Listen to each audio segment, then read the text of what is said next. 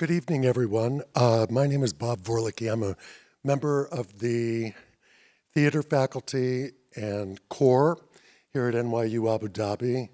My home base is in New York City at NYU, the Tisch School of the Arts. And it's my pleasure this evening to host the screening of Michael Mayer's 2018 adaptation of Chekhov's The Seagull. And so that you know, we're going to get started immediately with the film.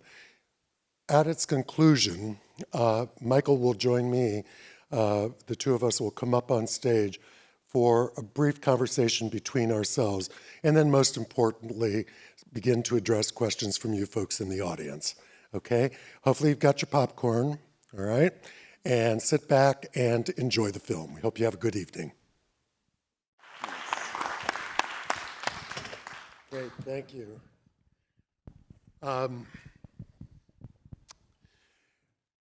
I was watching it again, it's been a while for myself since I've seen it. Why Chekhov? In terms of why do a film of Chekhov, you mean? I love the story, and the play was always important to me. It was about art and about love and about how to live in a world where issues of fame and power related to art challenge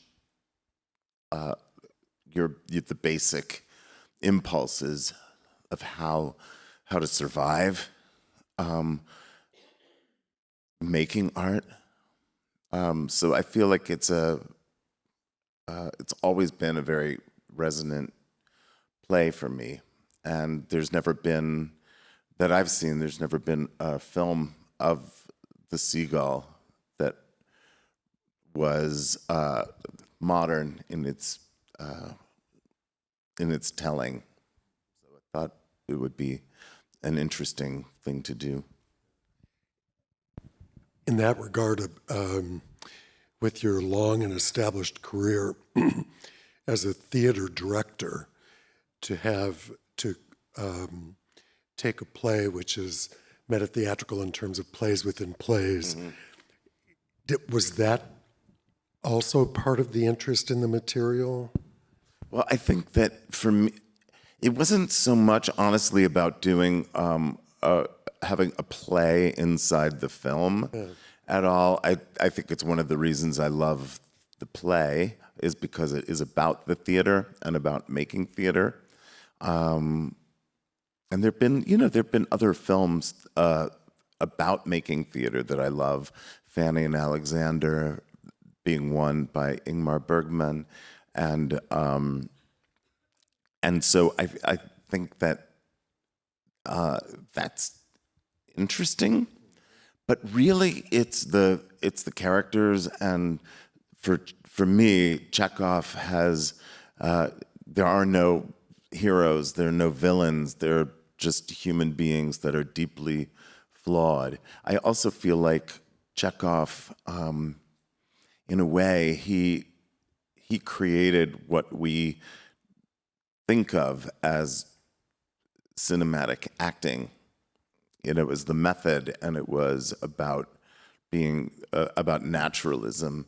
And when you think of the Stanislavski method of acting, that is what great American film acting came out of. And so it seems like a natural thing to me.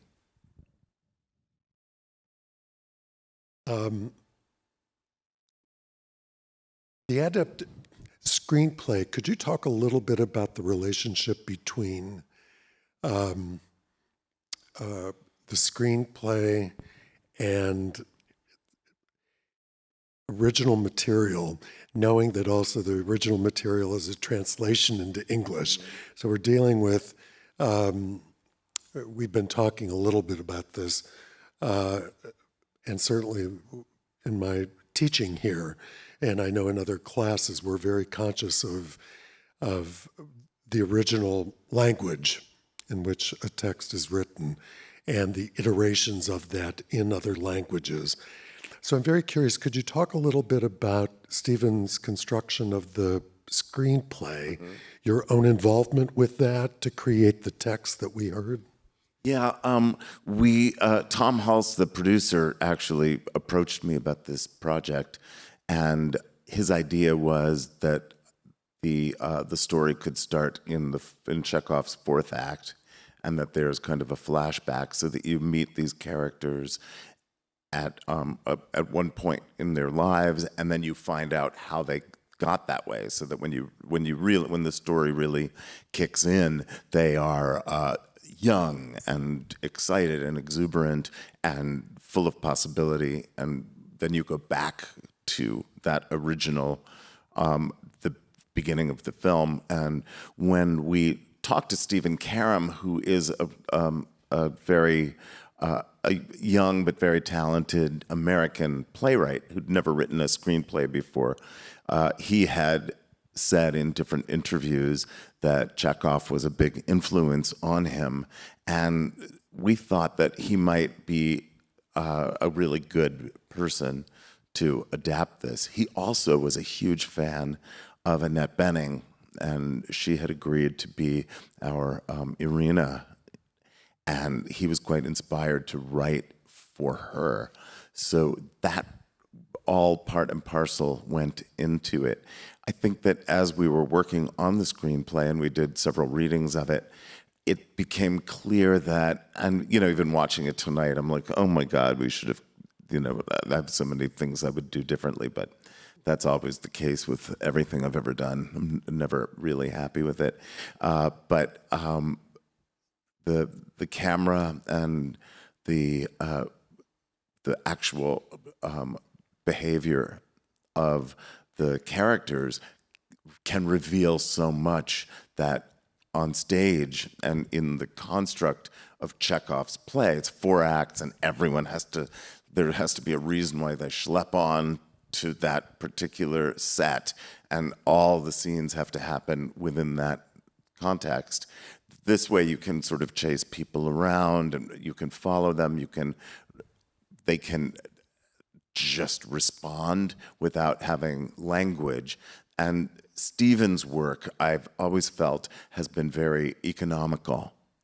And the idea that you could communicate a lot of these scenes that Chekhov wrote without necessarily being encumbered by an enormous amount of dialogue to explain stuff was of interest too. And it was to Stephen as well. What could you tell us a little bit about the production history? I mean, when I look at it, I remember being struck by it the very first time I saw it, just the setting, the location for the shoot. But a little bit in terms of the production history and what type of schedule you were operating, kind of a little bit of an overview of the minutia, which I think folks would find interesting. Yeah, this was an independent film with a pretty small budget. We were really blessed to have Annette Bening agreed to do this. It's a role she always wanted to do, and once we had Annette, we could attract some really wonderful other actors who are usually working at a higher level of pay and production value. But we had 21 days to shoot, which is very short. And we really lucked out because our production designer, Jane Muskie, remembered this Russian house in upstate New York that she went to when she was a kid. And she thought, I wonder if that's still there. And she went, and sure enough, there's that house on that lake. Everything that you saw in the movie is at this one location, which is really unusual. And I think that, coupled with the fact that Anne Roth, the brilliant costume designer, and her whole team agreed to do this with very, very little money and very little time. So the fact that we were in one location and we had resources that we might never have had if we had just the budget that we did, we managed to eke out this production, and it felt really like we were all doing the play together because we were all in one space for 3 weeks, and we never left. We were just there all the time in each other's pockets, a little bit like the way the characters are in the play. Nico Muhly did the music along with a collaborator? No, Nico did a first pass at the score, and there were the editing of the movie there was a big change in the picture, and at that point Nico was then composing an opera called Marnie for me, and so he was then unavailable to continue with this, so we had to bring a new composer on about halfway through the post-production process. They were not collaborators. Got it. So, I had forgotten that piece. So both were credited, though, at the beginning of the film? Both of them composed music that you heard tonight. And if folks were at the interview last evening, Michael's reference to the Metropolitan Opera and the English National Opera production of Marnie. Yeah. It was a co-production of the two with Nico Muhly's music that was created for Marnie, based on the Hitchcock film. That's really based on the novel that Hitchcock based his film on, because the rights to the Hitchcock film were not available. Got it. I think I just have one more question, and then we'll get questions from you folks. Do you have a memorable anecdote that's just like always kind of with you about the making of this film? Something funny, something insightful, just something that has stuck with you? You know, watching it, what I really remember more than anything is how unbelievably hot it was in that location. It's about an hour outside, not even an hour, about 45 minutes north of New York City. And it was a record heat spell. And it was averaging about 95 degrees every day and into the night. And so we were all schwitzing so much. There were, we were covered in, bug spray. Everyone was panicking about getting bitten by ticks. And in fact, my favorite little story is that I got an email from Billy Howell, who plays Konstantin. I got an email one night, and the subject matter was limes. And then it said, "Dear Michael, I have a tick under my arm. Billy Howell." So I just remember I had to go to his room with tweezers and pull a tick off of him, and everyone was on doxycycline the whole time because everyone was completely afraid of getting Lyme disease, which was really rampant at the time. So it was that's one thing that I remember watching it, thinking, "Oh my God, that was so uncomfortable." Well, maybe we can get you to come to Abu Dhabi and do it during June and July or early August. I can't even imagine. And reshoot. Anyway, could we, I don't know, having the house lights up a little bit, and we'll just turn and have some questions that anyone might have in the audience. Anybody for questions? Yes, please. Do we need a microphone?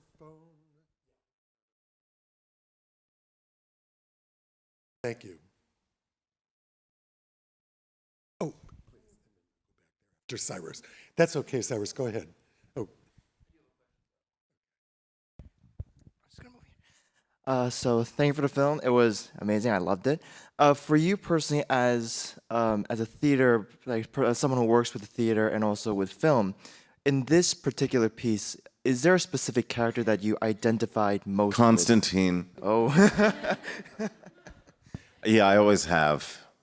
Yeah, he's the because of his relationship to his work and to his feeling of feeling like a fraud all the time and not worthy. It's something that I just relate to. It's a I always have, even when I was studying acting, working on scenes from the Seagull were always very powerful for me.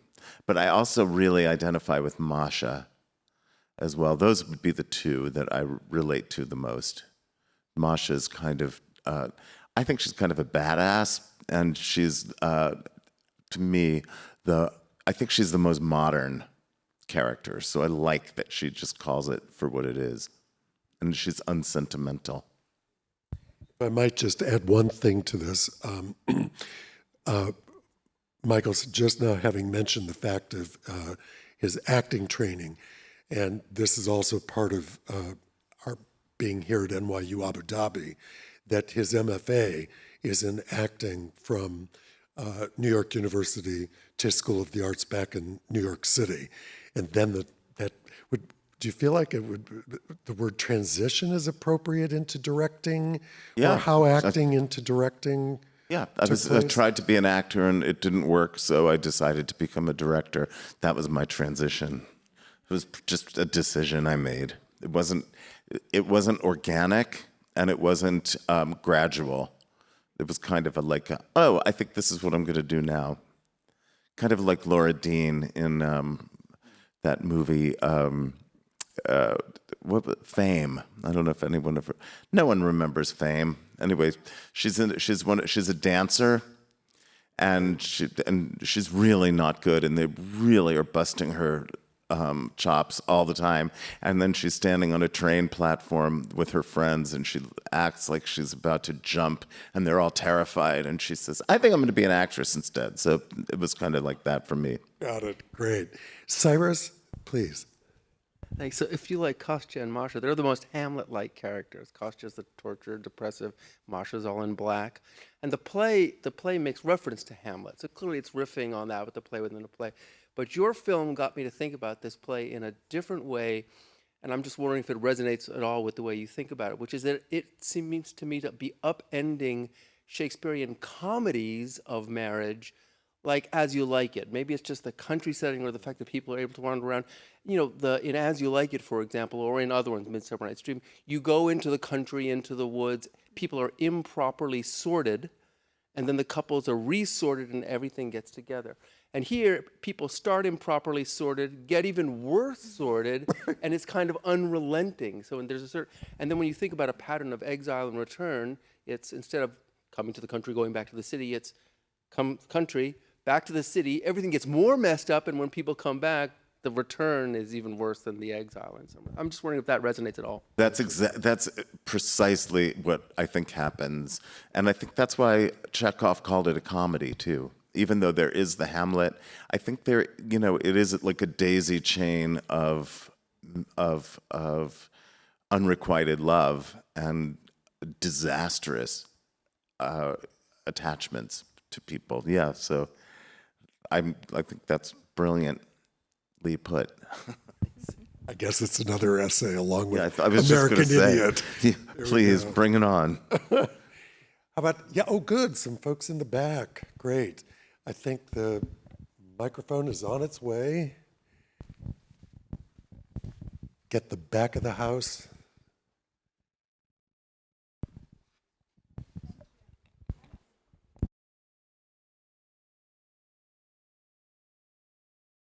Thank you so much for the film.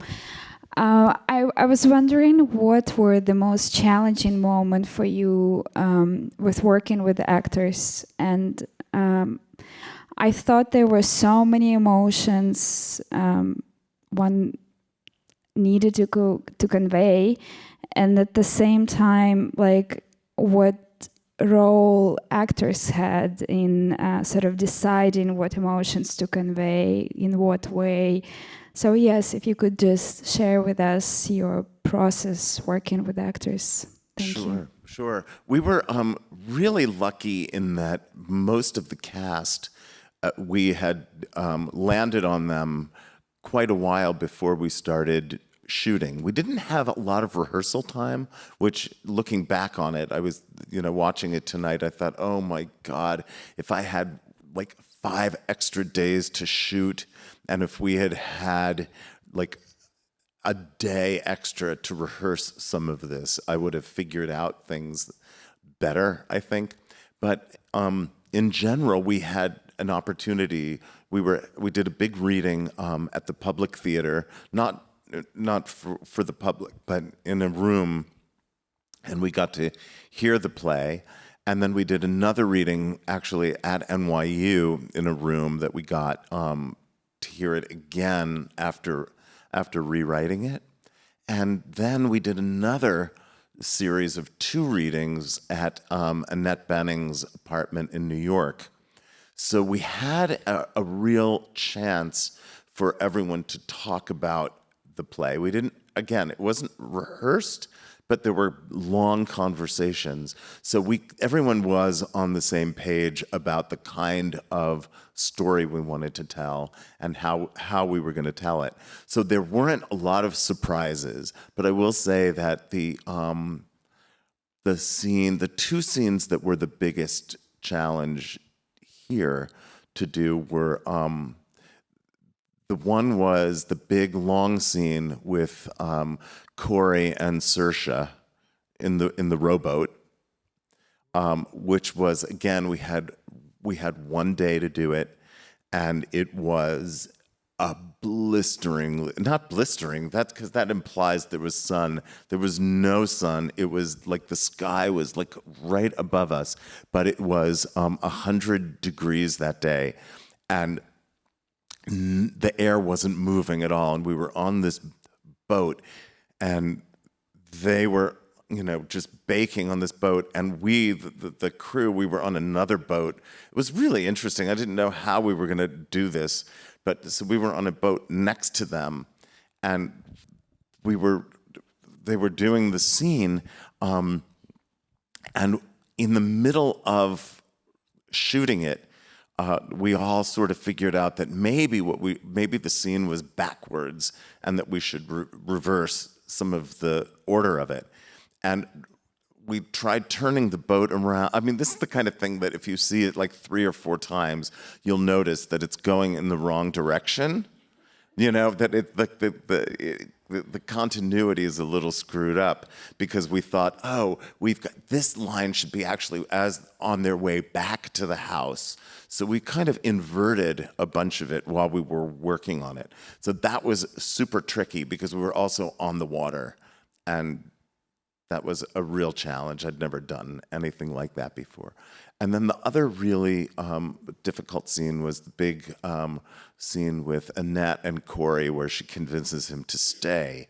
And I'm really proud of that scene because I think it's one of the hardest scenes in the play.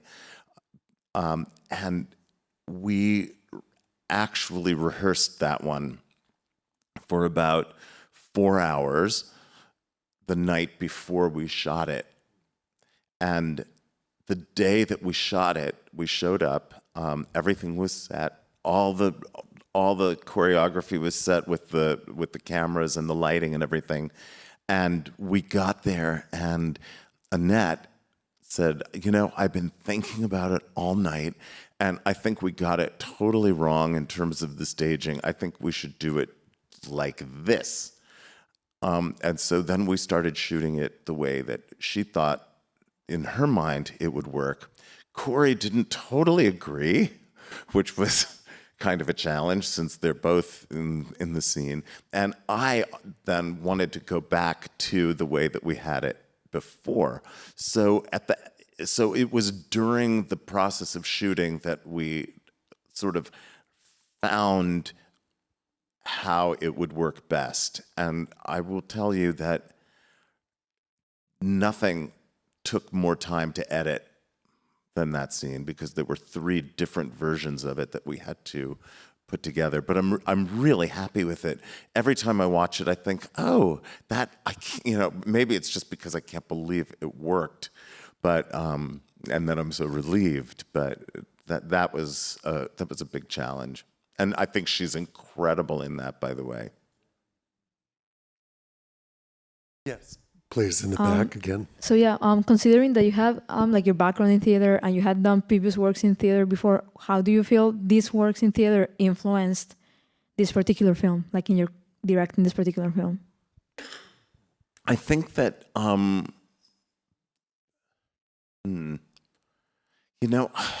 don't know how to answer that because I don't know. I really don't. I wouldn't know, other than to say that working with directing actors was something that I have always done since the beginning, and because the source material was this play that I really knew very well, that probably helped in terms of my ability to communicate what I thought were the right kind of emotional peaks and valleys, and what the intentions were of the actors. And it's so much about the acting.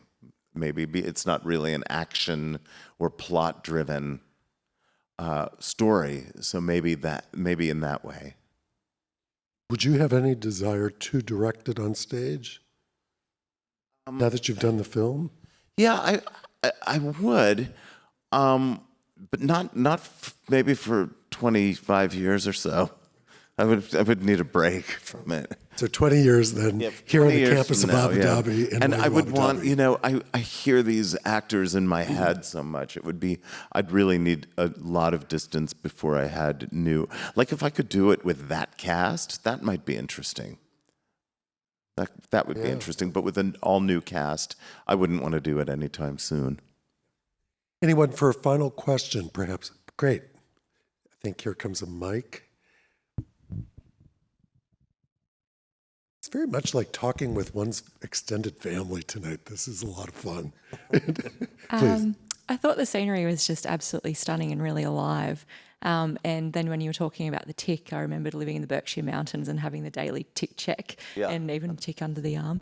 So I was just wondering, one, where exactly was it, what exactly was the location? And also whether the setting sort of shaped or sort of influenced the themes, or how you brought in the scenery into the play/film. Mm-hmm. Well, where it is specifically is Arrow Lake. It's on the west side of the Hudson, just above New Jersey in Rockland County. And it is literally, there's a zone, there's a circle that you draw on a map. It's like a legal thing with the unions in New York City. And the center of it is like right in the center of Midtown Manhattan.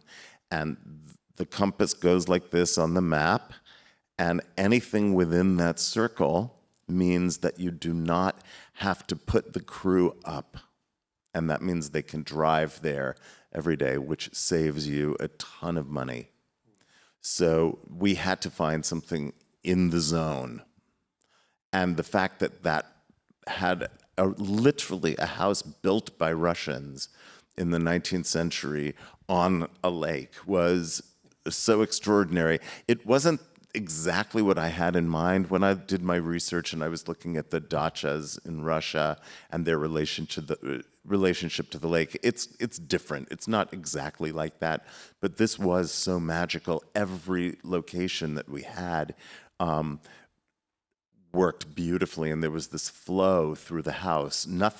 We didn't make anything up. There weren't cuts that didn't make sense, like, and that really had a huge impact. Once we saw the house, then Stephen and we didn't really rewrite the screenplay, but we made the locations in the screenplay fit how you could get from one place to another. And I think that made the whole thing actually possible. That it meant that I could do like 4 takes for each setup, as opposed to probably 1 that I would be able to do in that amount of time otherwise. Folks, I think that that's going to conclude our evening. Just before we depart, much gratitude to the folks here at the NYU Abu Dhabi Institute for bringing Michael to campus as a special guest for these last 2 evenings, and to the tech folks who've helped to